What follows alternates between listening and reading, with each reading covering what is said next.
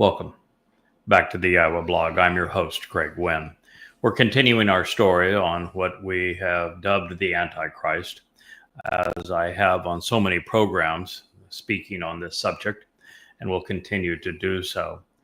Antichrist is actually a misnomer. There was no Christ. Jesus never existed. Paul made up the myth of Jesus by counterfeiting Dowd, the actual Messiah and Son of God, the King, and our Savior. He robbed God of his beloved to create this anti-Semitic and miserable, ungodly myth of Jesus. And so since there was no Christ, technically there can be no Antichrist. But the fact of the matter is that the Antichrist figure is so similar to the character, the approach, the words, the strategy that Satan used when he possessed Paul, Shaul, to write the Christian New Testament. That the fact that Paul is the creator of Mr. Christ and the Antichrist is a replica of Paul, I think the title still applies. So that is why we're using it, and people recognize it. And in analyzing the prophecies that are presented to Daniel in the 7th, 8th, 9th, and 12th chapters, it becomes readily obvious that this nefarious fellow, this son of evil, as he is called, this great betrayer of Israel, the Torahless one, if you will, the Antichrist, is the current president of the United States. He is Donald Trump. Well, the fact of the matter also is that man apart from God is a miserable being, and the more men gather together, the worse they become. This is not only the story of civilization, but also the story of religion. But there is a remedy, Yahowah. So no matter how bleak the circumstances, we are called to stand up and make a difference by sharing his inspired revelations. This continues. Then I, Daniel, who was, by the way, not a prophet, Daniel was a scribe. The three men who visited with Daniel were prophets. They would be Gabriel, who is David, Michael, who is Yada, and Elia, whose name means Yahweh is God. It is corrupted to Elijah. I'm sorry. This is so funny. There was a pro-Christian nitwit on X today that tried to challenge me on 5 or 6 posts, and he began by accept Jesus as Lord or something of that nature. And I wrote him back, I accept Jesus as a myth and that he never existed and prove it as such. Well, we went back and forth, and he kept on trying to cite things that proved his case. And every time he did the same thing that all religious people do. He proved that his case was not valid. Every citation he made actually pointed to Dowd, and Dowd was actually named in them. And then he went to Jeremiah 31, where he said, well, that proves that there is a New Testament, when in fact it says that the covenant will be reaffirmed, and it'll be reaffirmed not with a Christian church, but with Yisrael and Yehudah. And it says that the means of affirming this covenant is that the Torah will be written inside of us, not a New Testament. And then, of course, he quoted Isaiah 9, which specifically mentions Dowd by name and said that it is about Dowd and not anyone else. And he even mentioned Jeremiah, I think it's 23, saying that the king, Dowd, is going to return and that he will be a noble branch and that he will save Yehudah. And I said, yep, that's all correct. It is Dowd. He is king. He is the Shemach branch. And it does say that he is going to save Yehudah, not a Gentile church. But thank you very much for playing. And so this nutcase said that Yahweh is the name of a of a Canaanite fire god and storm god. At which point I said, thank you again for confirming that I will be able to send your sorry soul to hell. That is an unforgivable sin. But I'm glad to see you confessing that you are that lost. And so I said, but, if you really want to debate me, which he claimed he wanted to do, I said, why don't you turn to the 5 volumes that I've written called Twistianity? There is 4,000 pages of evidence that prove the case that I'm making. Be the first to disprove it. And you need to disprove all of it. And oh, by the way, you can't contradict God while trying to disprove it, because you would lose if you did.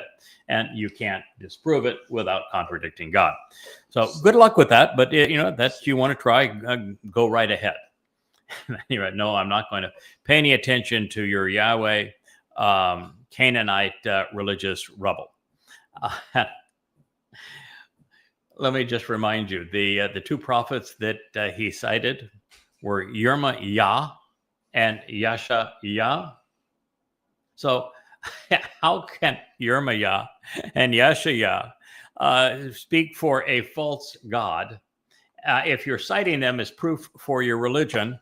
And how can therefore Yahweh not be the name of God when his name is in their names? And oh, by the way, you kept on citing the Torah, prophets, and Psalms, which only have one name for God, and that happens to be Yahweh. So I just shake my head with how unbelievably stupid the religious are, and how quickly they condemn themselves and yet have no concept that they're doing so. So this reads, then I, Daniel, had experienced too much and grew faint. I endured so much that I became grieved and afflicted 4 days. This further demonstrates that Daniel was not a prophet. He knew nothing about anything that was shown to him. He wasn't supposed to understand it. He did not understand it. And when he was shown things that were really quite positive, he viewed it as a grievous affliction. So it just continues to prove my point, which is that there were prophets that visited him, including Elia and Dowd and Yada, but he was not a prophet. He says, then when I arose and stood, I engaged in and contributed to the spiritual endeavors of the heavenly messenger of the head of the kingdom. Excuse me? How is that possible? You're in Babylon. You're nowhere near the kingdom. There's only one king around you. And if you're involved in supporting him, well, he's a pagan. So what are you talking about, Daniel? But I was appalled by the vision, even though I did not understand. Well, that part's true. Daniel, that is 8:27. So Daniel had seen more than he could endure, much less process or understand, and he was sickened by it all, even as everything is resolved so favorably in the end. It's really so sad that this was his case, but it is really the case with the religious ever since that day. He receives testimony from Gabriel and Michael, and he's appalled by it. Sad. But clearly, as by his own admission, he did not understand. Alexander had been disgusting, that's true, and he had been shown visions of what Alexander would accomplish or destroy centuries before he would actually be born. And he was shown that he was a mass murdering, egomaniacal, and ruthless psychopath. He was the protege in many ways for Trump. And even then, after a litany of abominable behaviors, the worst was yet to come. Satan would embody a man, claim supreme authority, bankrupt nations, kill billions, and claim to be God. So I said, if only Fred Trump had used a condom. Daniel was markedly different than any other privileged to see visions because he never grasped so much as a glimmer of what he was witnessing. This was somewhat due to the fact that he was not supposed to be comprehending it or explaining these symbols. They were, after all, for us. He was just a reporter, not a prophet. But it is also a function of the Babylonian effect. Until a person leaves Babylon, and he clearly had not, and they walk away from religion and politics, and he had not, there is no way to know or approach God. And maybe that is the most powerful lesson of his book.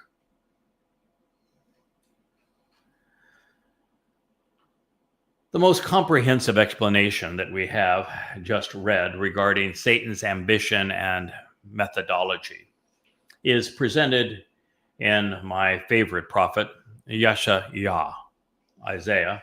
It means deliverance and salvation are from Yahweh. 14. 200 years prior to Daniel's prophecy, God revealed the connection between Satan and Babylon, which provides us with the relevant history and pertinent future of this adversary. Few things are as vital to understanding Satan and appreciating his involvement in religion.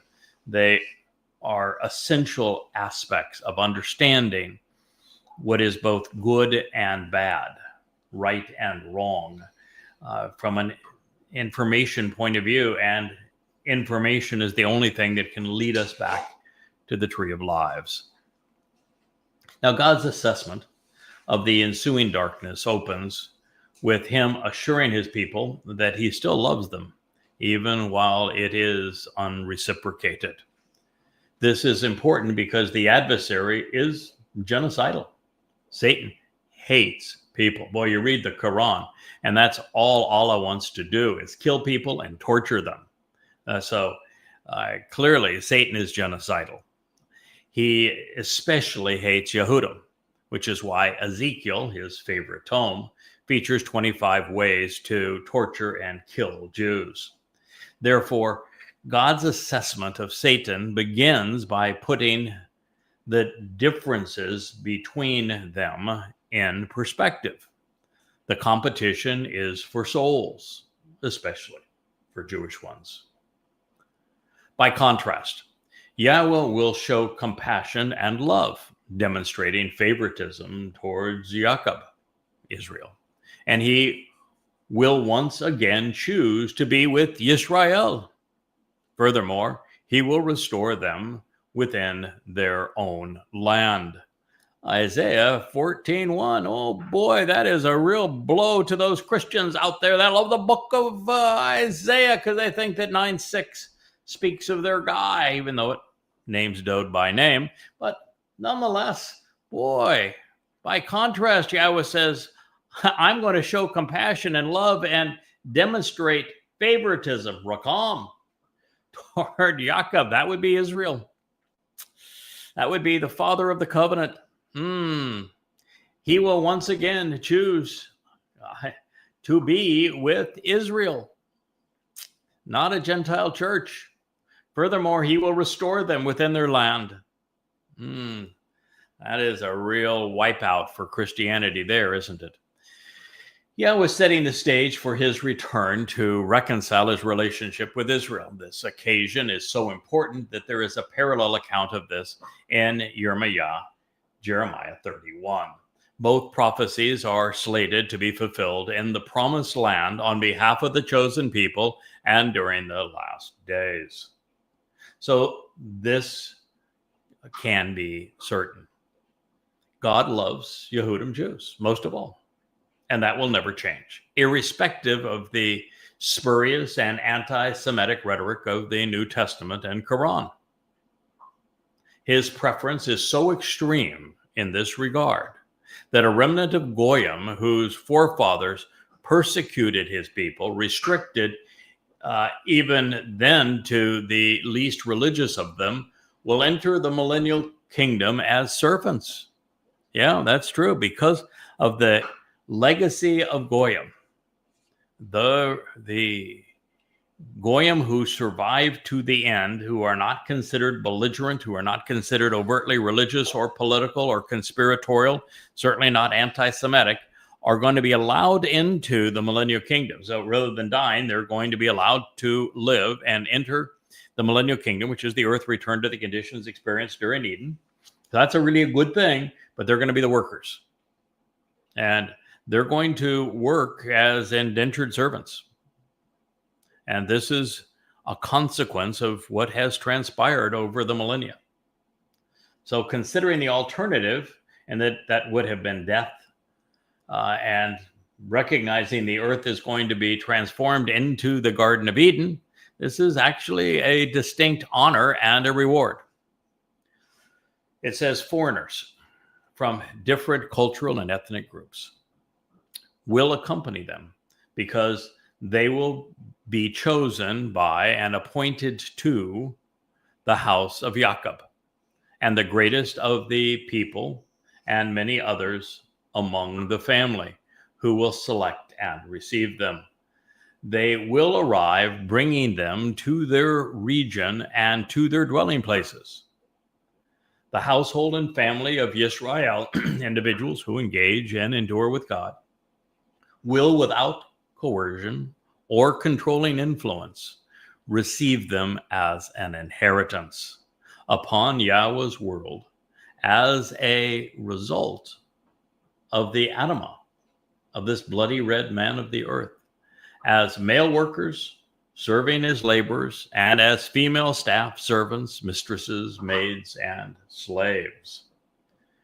And it will come to be that those who had been their captors will take them under their control. Had been their captives, I should say, will take them under control. And they will rule over and direct those who had oppressed and exploited them. Yeshaya, Isaiah 14:2. Now, there are two ways that this can be read. One is decidedly uncomfortable, and the other is joyous. It is true that the Goyim who make it into the millennial Shabat are going to serve Israel. They are going to be servants. They're going to be workers.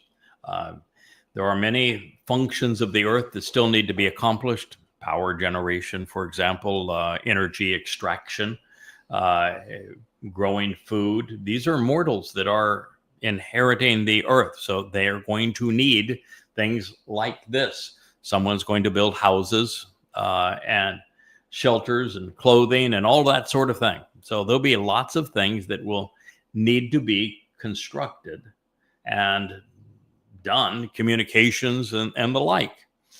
So there's going to be workers. And the children of Israel are going to be trained so that they can be about God's business. And the Goyim, who make it into the millennial Shabbat in ways other than covenant, are going to be the workers. So you can look at it and say, God's going to enslave Goyim to serve Israel during this time because of all of the hideous things that Goyim, through Christianity, Marxism, Islam, and they like, have done to Jews. Christianity, Marxism, and Islam have been ruthless to Jews. And so you can look at that and say, well, that's fair play. That's the way it should be, considering what has happened. That's a proper recompense. That's another way to look at it, isn't it?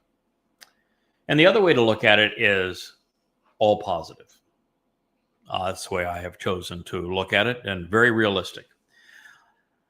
I have analyzed what is said in Zechariah. And in Zechariah, we're told that there will be 4 chariots.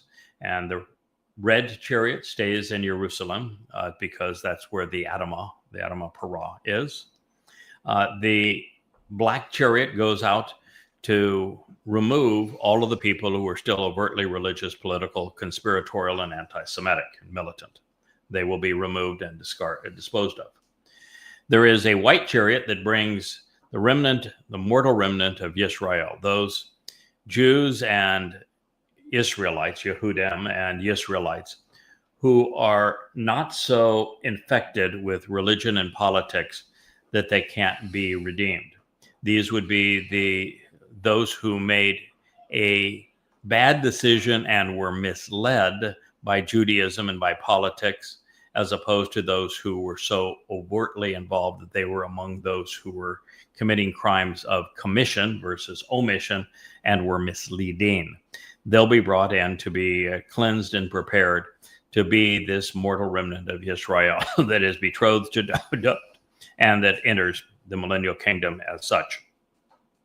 The fourth group will be in the dappled chariot and in the black and white chariot, if you will. The speckled chariot is to pick up Goyim from around the world whose attitudes and aptitudes are suitable to go forward in the millennial Shabat. Now, those Goyim whose attitudes and aptitudes are acceptable will be chosen for that purpose. They will receive the opportunity to live and work in the conditions of Eden. They're going to work for what will be the nicest people in the history of the world. Most enlightened, the most empowered, the most enabled, the most generous, and deserving people in the world. So when you consider the alternative at this point, because the world has been cleansed by all overtly religious, political, militant, conspiratorial, and anti-Semitic people are being incinerated at this moment, to be in that dappled chariot and therefore to make it into the millennial Shabbat is a distinct honor, no matter what your role is. All right. So the foreigners from different cultural and ethnic groups will accompany them. There will be Goyim there. That's why that dappled chariot goes around the world and finds these people. And they will be chosen by and appointed to.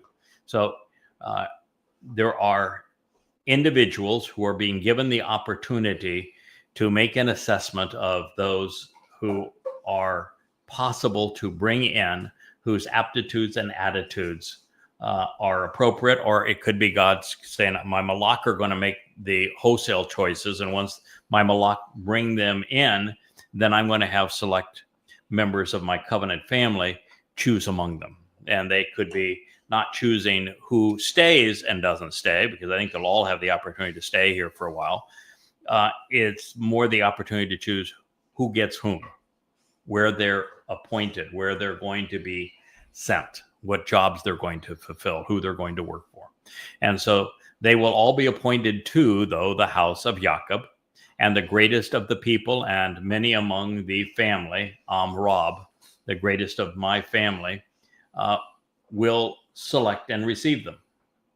So there will be some hierarchy in the mortal remnant of Yehudim that enter the millennial Shabbat, and there will be members of God's covenant family who are presented as esteemed individuals who will have a lot of say in this regard in selecting and receiving these Goyim workers. It says they will arrive, bringing them to their region and to their dwelling places. Well, there's going to be people still living around the world, and I think that members of God's covenant family are going to be able to live really wherever they want, and will arrive in Jerusalem for the feasts and for official business functions and to do teaching and whatever else. But we'll also have the ability to do as I'm doing right now: turn on the lights, turn on the camera, and light up the microphone, and here we go. So there'll be a lot of that as well. So they will arrive. They will bring them to their region, wherever that might be, in their dwelling places. The household and family of Yisrael, individuals who engage and endure with God, this will be the entire community, will, without any coercion or any other controlling influence, receive them as an inheritance. In other words, you're not going to find slaves. You're not conquering people. You're not threatening them. You're not beating them. You're not chaining them. You're not dragging them into to Israel or any other place. the people who are being selected, who are chosen, who are applicable because of their attitudes and aptitudes, are going to be thrilled to have this job. It's like, take me, take me. They're going to be begging for these jobs because it is the opportunity to live in an idyllic situation and continue to work, which is, from God's perspective and mine, a tremendous value. And they will be able to continue to create value. So they're going to be received, and no coercion is going to be involved upon Yahweh's world as a result of the Adamah, this bloody red man of the earth. So we're back to the Adamah, this Adamah Parah, the productive bull, and what he has offered by fulfilling Towrah, because it's by fulfilling Towrah that all of these people, both Yehudim, Israelites, and Goyim, are all made acceptable so that they can enter the millennial Shabat. If it's not without the sacrifice of the Adamah Parah, it doesn't happen. So Yahweh's world has been transformed by what God has done through the sacrifice of the Adamah, this bloody red man of the earth. And they're going to be as male workers serving as laborers, and as female staff, servants, mistresses, maids, and slaves. The word for male workers is simply ibed. Ibed is based upon the Hebrew word abad, which means to work. So no nuance there. They're going to be male workers. They're going to serve as laborers. The word for female staff, servants, mistresses, maids, and slaves, it's a much more unique term. It's not the feminization of ibed as ibeda. It is shif cha. And shif shah, it conveys all of those things. And so would I be more comfortable just saying female staff, servants, maids, perhaps? But all of those things are implied in the word. And my preference is always to share too much rather than too little. So it could be all of those things. So it will come to be that those who had been their captives will take under their control. They will take under their control, and they will rule over and direct those who had oppressed and exploited them. Now, God's got a really long memory. And this is Yeshaya, Isaiah 14:2. He has he is committed to being fair. And so he is not going to overlook the centuries of Christians demonizing and persecuting Jews. He is not going to overlook the centuries of Muslims doing even worse. He is not going to overlook the deadly consequence towards his people of Marxists. And so all of these things are going to be taken into account. And if you look today, you don't really have to project back on their fathers and their fathers' fathers and going back centuries, because there has never been a more anti-Semitic period than now. So if you look at Marxists now, they are vicious towards Israel. If you look at Muslims now, they are vicious towards Israel. If you look at Christians now, they're becoming more anti-Semitic all of the time. If you look at Marxists, wow, the viciousness and the vitriol, the rage against Israel is overwhelming. So this is a contemporary evaluation, and not just one that is projected back in time. Now, while this may sound to some ears a bit arcane and perhaps even unfair, consider what happens when those who deliberately abuse innocent people are forgiven and there is no accountability. Then contemplate the Christian, Muslim, and Marxist cultures these individuals are being removed from, and the prevalence of rampant anti-Semitism and overt hostility towards God's people. Look at what's being said and done to Jews around the world, even now, before the worst of the time of trouble begins. Should you be unaware, spend a day with me on X. Just, poke around with me on X. You don't even have to be in the same room. You can monitor my account from wherever you are. The prevailing sentiment amongst people posting today, particularly younger people, is to rid the world of Jews. There must be a clear and unequivocal demarcation, therefore, between right and wrong, and who is family and who is not, as we return to the garden. And Goyim have not been supportive of Israel. There are those in the covenant who are, and they're going to be part of the family. But those outside of the covenant who are Goyim are not supportive of God's people. And it's just amazing. You watch all of the tributes that Israelis want to give to Kirk, the deceased influencer. And well, clearly he said some nice things about Israel. He has said some horrible things too. And this mix between the two to play to different audiences and appeal to the conspiratorialists who want to blame Jews for everything, it's just not healthy. Now, beyond this, ponder the alternative, which would be to die. And that would be their alternative. They are outsiders from hostile places at a time when peace must prevail.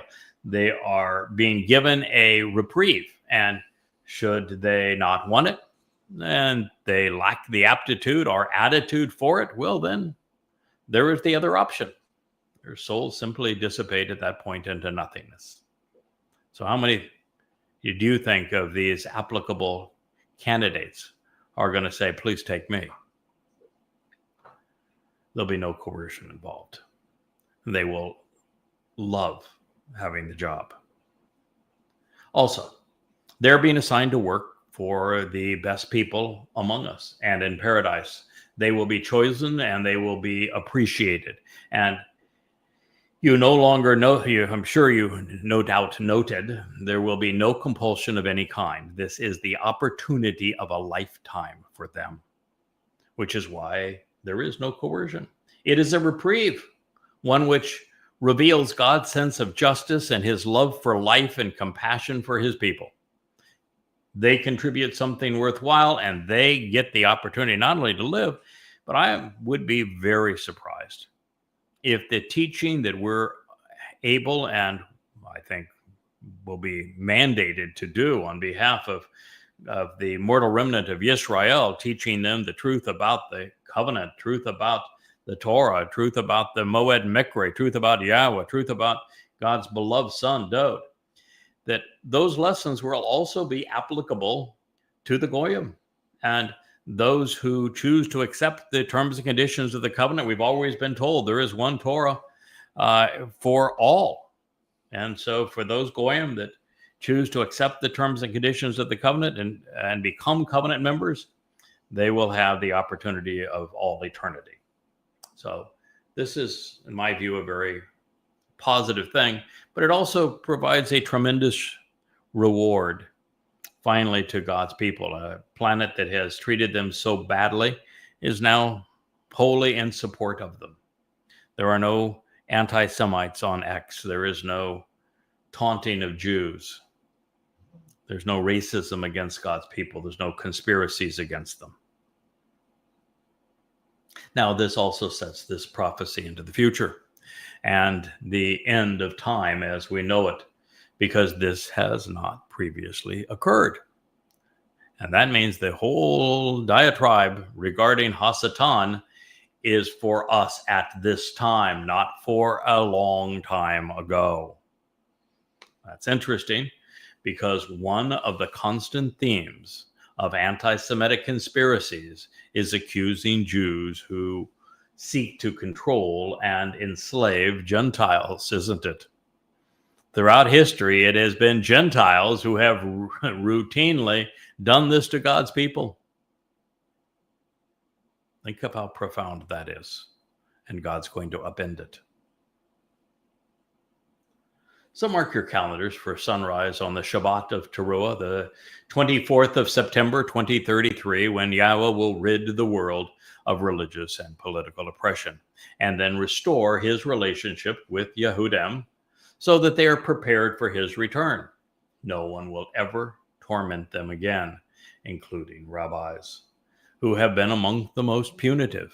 And of course, after Towrah, we will celebrate the Kippurim, homecoming, the day of reconciliations in anticipation of camping out together during Sukkah. It will come to pass in that day, Yahweh, you will restore and provide a favorable, restful, spiritual alliance from your religious suffering and agony, from the ordeal of worshiping, from this political turmoil, terrorizing anxiety and raucous trouble that you've been forced to experience, as well as from the harsh labor and cruel slavery in which they had you to serve. So this is Yeshaya 14:3. So it's going to happen in a day in our future. And I'm telling you that day is Towrah in 2033. That Yahweh is going to restore Israel. And he's going to provide a favorable, restful, spiritual alliance. And he's going to spare Israel from all of their religious suffering and agony, and from the ordeal of being required to worship.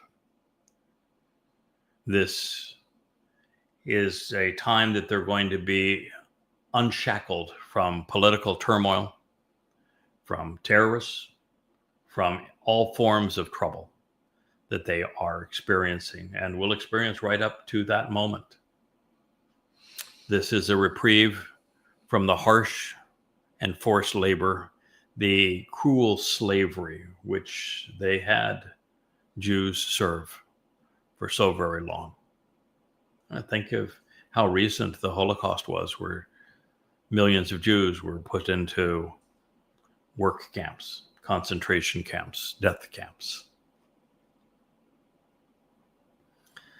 The deteriorating conditions Jews will endure as we venture deeper into the time of trouble will become increasingly horrific. It will be an amalgamation of October 7th and the Islamic terrorism and anti-Semitic Marxist pogroms, a global Holocaust, and the Catholic Inquisition, all combined with a layer of rabbinic abuse. Imagine that. The amalgamation of much worse than the Islamic terrorism of October 7th, of the Marxist pogroms throughout Europe, of a global rather than regional Holocaust, and of the Catholic Inquisition. The conclusion on Towrah will provide a much needed rest. With the date set, the dividing lines are drawn and the outcome is now certain. We're afforded the means to be on the right side when all of this comes crashing down in a world lost in horrible turmoil. This is what was revealed through the prophet.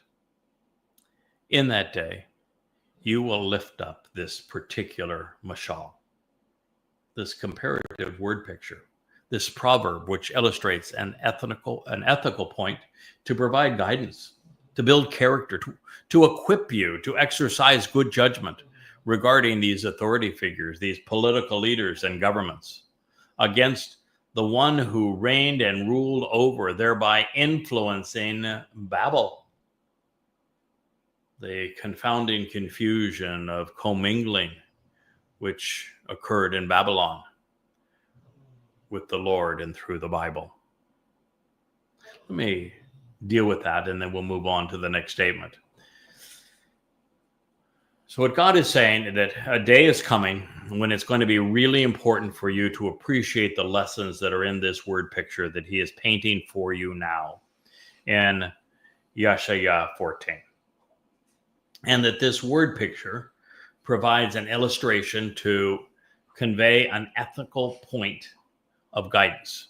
It's to equip you to exercise good judgment, particularly regarding authority figures, political leaders, and governments, because Mashal means both word picture and to govern.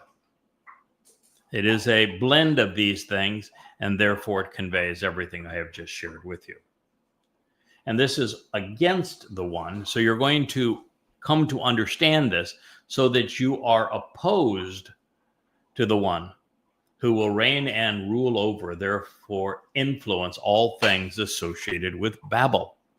Now, Babel is Babylon. It means to confound and confuse. It means to commingle. It is the integration of religion and politics in Babylon. Babel itself is the Hebrew word that became Bible, written with this same way as Bible in the Hebrew text. So Bible means to confound and to confuse, to commingle truth and lies. It is a compound of Ba and Bel. Ba means with, and Bel means Lord. The Lord is Satan, according to God. And this whole story is about Satan. And so being with the Lord as a result of the Bible is to be confounded and confused.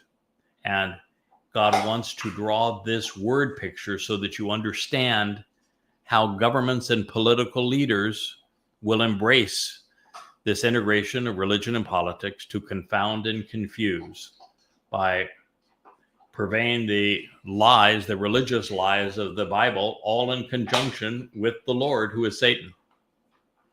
Get the picture? And you may ask, how is it in the midst of these extraordinary circumstances that the oppressor promoting this onslaught of persecution through the systematic and boisterous promotion of mistaken beliefs will subside and cease so as to observe the Shabat? All right. So God is saying there is this leader who is going to emerge, who is going to use a combination of lies and truth. He's going to commingle things together, kind of like the confabulator that we have in the White House. And that this person is somebody you should oppose. And that in fact, the person is also trying to wrap himself in the Bible. And what did he do? Just this past week, he gave a speech at the Museum of the Bible and spoke about the need for religion. So when this happens, the children of Israel are going to wonder, wait a minute, you told us that you're going to restore us in the land, all things are going to be good, and now you're telling us this Babylonian influence is going to come in at a time when you're asking us to walk out of Babylon and disassociate from Babylon. So if that's the case, the question is posed, so under these extraordinary circumstances that Jews are being so badly oppressed and persecuted by this boisterous promotion of mistaken beliefs. So there is somebody who is very loudmouthed and consistently wrong about what they say that is ultimately going to oppress Jews. That's why I call Donald Trump the great betrayer. And so the question is being posed, when will this cease? When will we observe this Shabbat? The Shabbat is the 1,000-year celebration of Sukkah, when the entire earth returns to Eden. Yet, in this way, even in the midst of this, the exploitation, the manipulation, and the corruption, as well as the overt desire to control and tax, will be abated. This is Shabbat will cease. This sentence replaces the one in the Masoretic text, which is from 1Q ISA. It's Isaiah 14:4.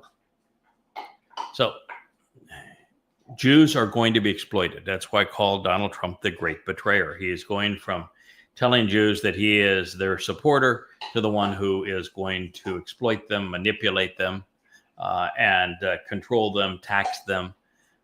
And this is just the scheme that's going to be deployed. It is how the adversary, Satan, is going to operate within him.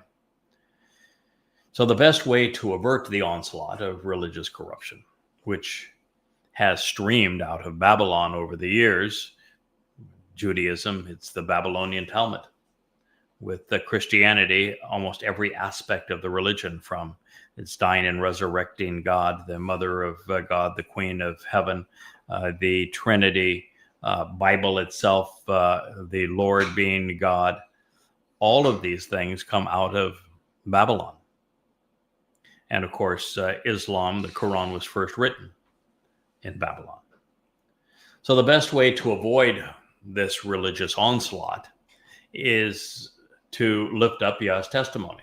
By reading what Yahshua and others have written, we are properly guided and equipped, and we can exercise good judgment about how Satan uses religion to promote mistaken beliefs. And we can oppose the preponderance of people who are promoting religious and political lies. Now, Babel is about confusing the faithful by intermixing truth and lies throughout the Bible. I had a conversation with a Jewish fellow on X just before this program began, and he was talking about, again, Kirk, and how I had criticized an interview where Kirk blamed Netanyahu for causing the onslaught of October 7th because of the fear of the growing judicial reform protests. And of course, while Netanyahu is complicit in a lot of things, and he is really culpable in the disaster of 10/7 and the foolishness of the war thereafter, he did not cause 10/7. 10/7 was caused by Muslims. And so I rightly condemned that statement because it is not only wrong, it's disastrous for Israel. And then the retort was not to deal with any of that, because those who have an agenda never do. It was to say, but he was changing people's views of Islam and of Israel on college campuses, therefore he was a good guy. My response was, I've lived many lives, really, the equivalent of, maybe 25 or more human lives when you consider just what I've endured this last 70 years, the things that I've experienced. And over that time, with the books that I have written and the things that I have learned and experienced, I have come to realize that there is something far worse than an outright lie. That if a person was just wrong all the time, they are of no trouble to anyone. It's those who do good and bad, intermix truth and lies, that are dangerous. And with Kirk, that's what he did. Yes, I granted that he said some positive things about Israel and bad things about Hamas, which were true, and that he was opposed to the Ukrainian war and knew that America was nefarious in causing it, and that he understood that the Marxist-Muslim alliance was a great threat to our planet. Those things are all true. They're all beneficial.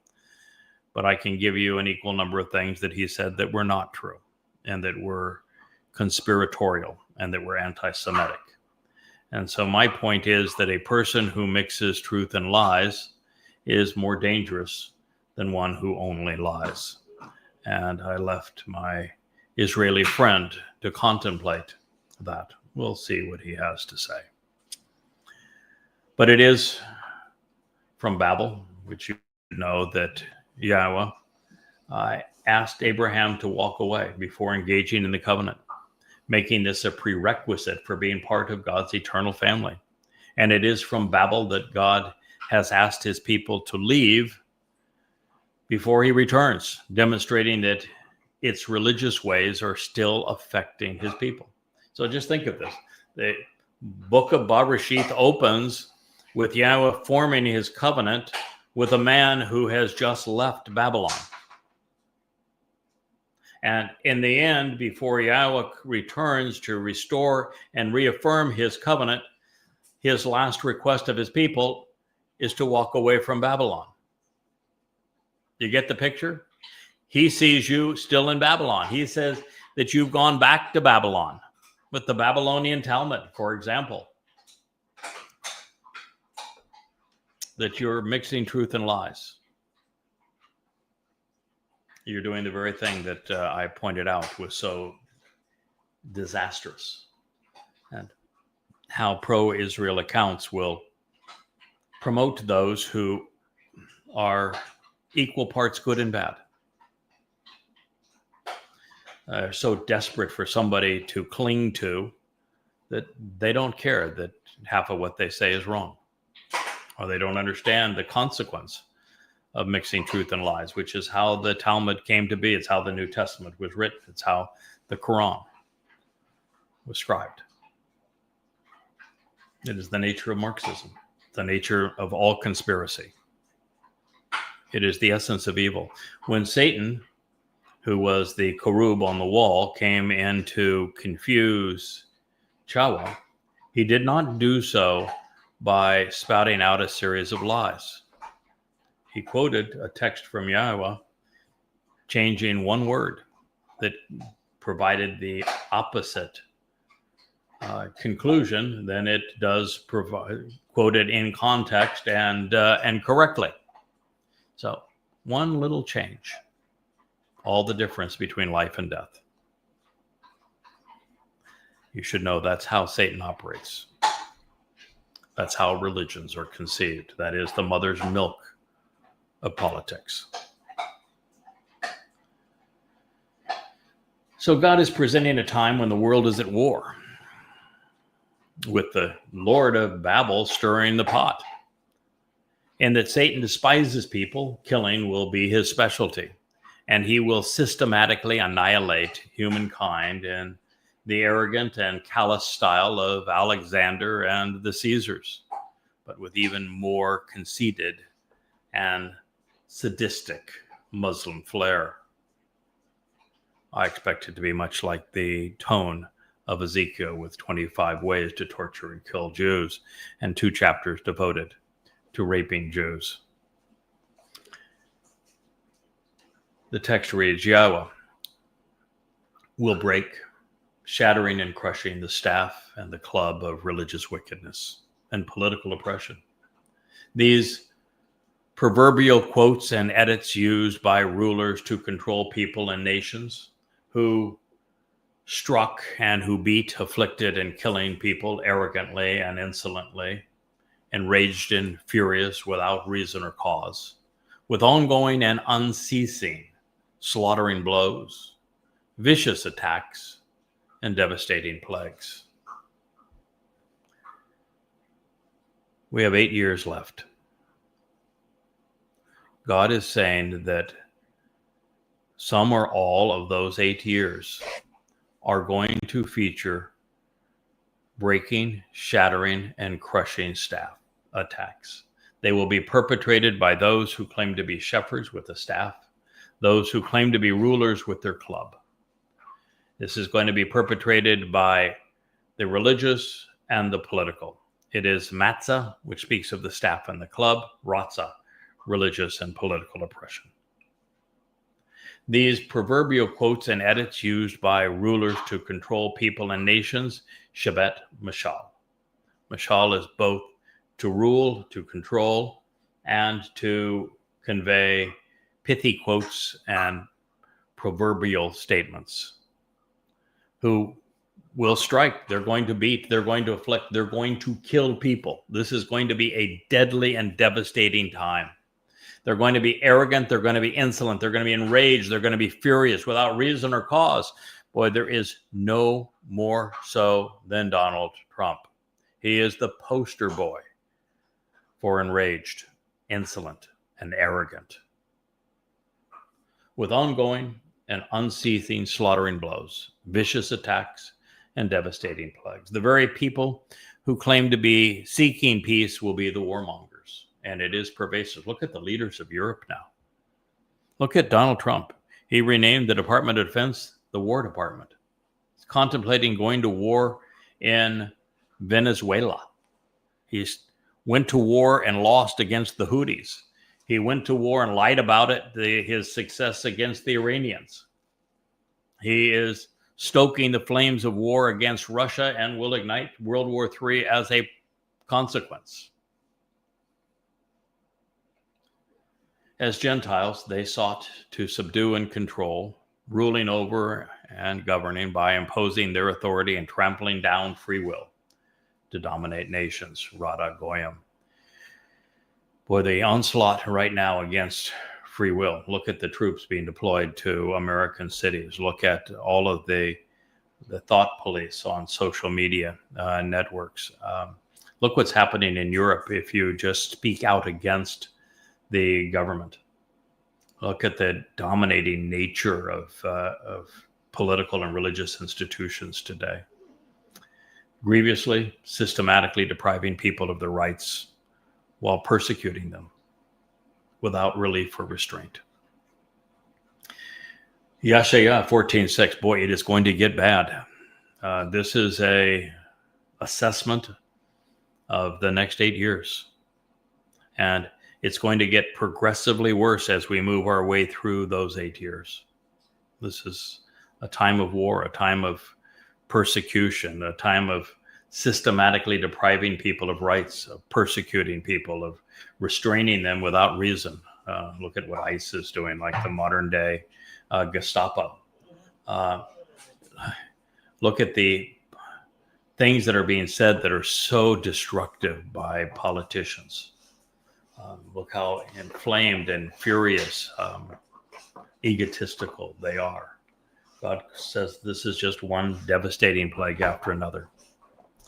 So once initiated by Trump, and for no other reason than he is a psychotic narcissist and exceedingly mean-spirited, there's going to be no end to the slaughter. Life will be cheap. There will be no restraint.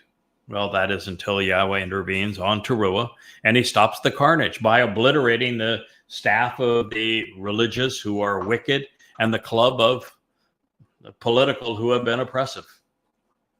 God alone is going to stop them this time. Now, holding people accountable for the mortal harm they have inflicted upon others is the only way to be moral, to be just, to be compassionate. Loving parents protect their families. Any other response would just be unconscionable. And so the entire earth will be a home at rest spiritually once this is all over. The contrast is pure darkness and total light. A world at war and total peace. Grave hostility to Israel and to the covenant, to Dowd, to Yahowah, and then universal support. A world ruined, devastated, polluted, corrupted, desolate, and then the life that one would expect in Eden. It's a tremendous contrast, isn't it? It literally will happen one evening to the next morning. The entire earth will become a home at rest spiritually, at peace and reconciled, restored, liberated, and bursting forth in song, shouting for joy. Yeshaya, Isaiah 14:7. This is this transition from Towrah through Kippurim to Sukkah. For the first time since Yahweh and Adam camped out in the garden together 6,000 years ago, God will call earth home. He will explore the planet together. We're going to learn from one another. We're going to sing uplifting songs. The earth is now at rest, enjoying 1,000-year Shabat. And for our camping experience with our in Eden to be thoroughly enjoyable, Satan, of course, and his advocate, the dumpster, will be sent off to Sheol. Sheol, hell, and Shaul, Paul, as the least desirable and most depressing alternative, are anxious in anticipation, indeed excited to summon and meet you, announcing your arrival. They have been alerted and are aroused to crush all of the departed souls of those who have been leaders and rulers of the earth. The leaders of every nation and institution, the most powerful and important individuals influencing every society, militarily and politically, of the Gentile nations have established their thrones and their positions of power. Yikes. Isaiah 14:9. Well, we're reaching the end of our hour, but let's consider the implications of this. I'm being pounded, by the way, by four-footed friends who have reminded me that I was derelict this evening and did not feed them their dinner prior to this program. So I am a bad dad at the moment, and I'm going to go take care of that problem. So this says that virtually all the leaders of the earth, religiously, politically, are hellbound. Sheol is hell. It is the black hole where nothing escapes and time exists forever. It is synonymous with Shaul, which is the name of Paul, the author of Christianity. It is the least desirable and most depressing alternative. There is no place worse. And it's saying that Sheol is anxious in anticipation, indeed excited to summon and meet you, announcing your arrival. Why? Because, oh, wow, look what we have here. Why? Well, the answer is really quite clear. We've got the man, and the individual, not a man, but the adversary is going to be the most esteemed person in Sheol. Man, it was actually made for him and his like, because, well, Hasatan, as a Karub, which is the highest ranking of Malach, spiritual messengers, is immortal. He can't be killed because he's light energy. He will exist forever. So he had to be taken to a place of separation where time exists forever. And all of those who are associated with him, obviously the political and religious leaders of the earth, are all going to follow him there. And it's going to be the largest, most spectacular arrival of detainees in Sheol ever. That's what God is speaking of here. He's mocking this situation. He's saying, yep, Sheol is waiting for you. You know, Hasatan, the Malach that joined you, and all of those like Shaul Paul and Donald Trump and Akiba and Maimonides and Muhammad, you're in serious trouble. Eusebius, Constantine, there are a whole lot of boys that are in serious trouble. The Grand Mufti of Jerusalem, who partnered with Hitler, of course, Hitler himself, Stalin, Lenin, Marx. Oh my, it's quite a list. Hadrian, Vespasian, Titus, Nero. Oh, the list just goes on and on and on. Alexander, the not so great. Tutmos, the Pharaoh of the Exodus. Yep. The Ramses the Great, who thought he was so spectacular. Are going to be a wonderful and meaningful arrivals and detainees in Sheol. And we're told that, yes, indeed, that hell is excited to announce their arrival. And we have been alerted and aroused because it is a place to crush the departed souls of those who have been the leaders and the rulers of the earth. Yep, I've said it for a long time, that God hates politics and religion. And if you are the victim of politics and religion, your soul will simply dissipate into nothingness upon your demise. You've been fooled into being a Christian. You've been misled by a political party. Then no harm, no foul. At the end of your life, your soul simply ceases to exist. No penalty. But if you were like a pope, you were like a president, you were like a general, you were like these kinds of people who have led others astray. Look at the leaders now of Europe and the United States, for that matter. You're in serious trouble.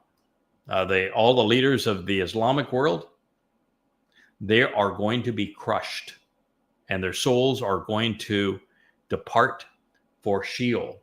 And God is saying that these are the leaders and the rulers of the earth. The people who would have others bow down to them and cater to them are going to be the most important entrance into Sheol, this eternal prison. The leaders of every nation and institution, the most powerful and important individuals influencing every society, religiously, militarily, and politically.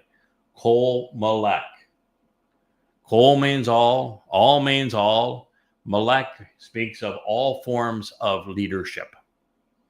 All the leaders of the earth, all of these Gentiles and their nations, they have established their positions of power, and God's going to say, too bad for you, man. You are going to go to Sheol. It's going to happen, and you're going to accompany Hasatan, and we're cleaning house. And you, for having misled people, for having promoted antisemitism, for your rage against my people, for your claims of authority and power that were not granted to you, for you speaking and contradicting me through Christianity, Islam, Judaism, you're gone. Hell awaits. Wow. I think that's a pretty good place to end this. We'll continue this, Rich, on our next program. Wookie is excited to go have a little bite to eat. Asher has finally calmed down. This is a good thing. We have to realize that all food goes to the lab for testing. So Asher has to do her evening job. And we will consider how much more we can learn about Satan's role in religion and politics, and particularly how that will all play out in the end, and what is the fate of those who are political and religious leaders.